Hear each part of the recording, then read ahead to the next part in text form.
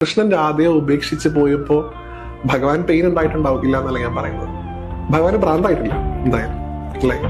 സതി നഷ്ടപ്പെടുമ്പോ മഹാദേവന് ഭ്രാന്താവുന്നുണ്ട്. അദ്ദേഹം ഒരു എന്താ പറയാ ഭ്രാന്തനെ പോലെ ഈ കത്തിക്കരിഞ്ഞ സതിയുടെ ശരീരം ചുമന്നുകൊണ്ട് ലോകത്ത് മൊത്തം സഞ്ചരിക്കുന്നുണ്ട്. ഞാൻ ഇതിന് ആർക്കും കൊടുക്കില്ല എന്ന് പറഞ്ഞു. ആരാണ്?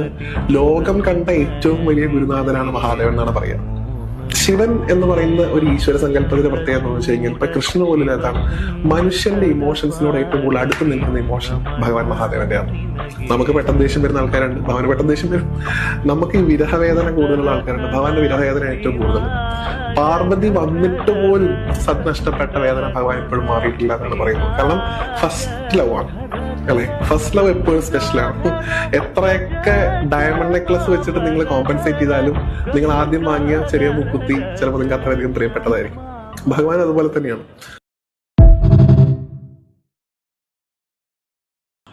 ശിവൻ എവിടെ ഉപദേവനായിട്ടിരിക്കില്ല.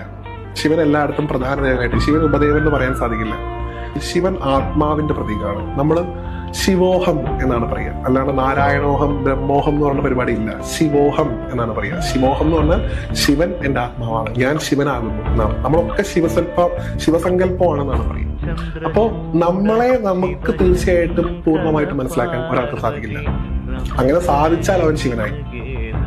അതായത് എപ്പോ നമ്മളെ പൂർണ്ണമായി മനസ്സിലാക്കുന്നോ അപ്പൊ നിങ്ങൾ സ്വയം ശിവനായിട്ട് മാറി.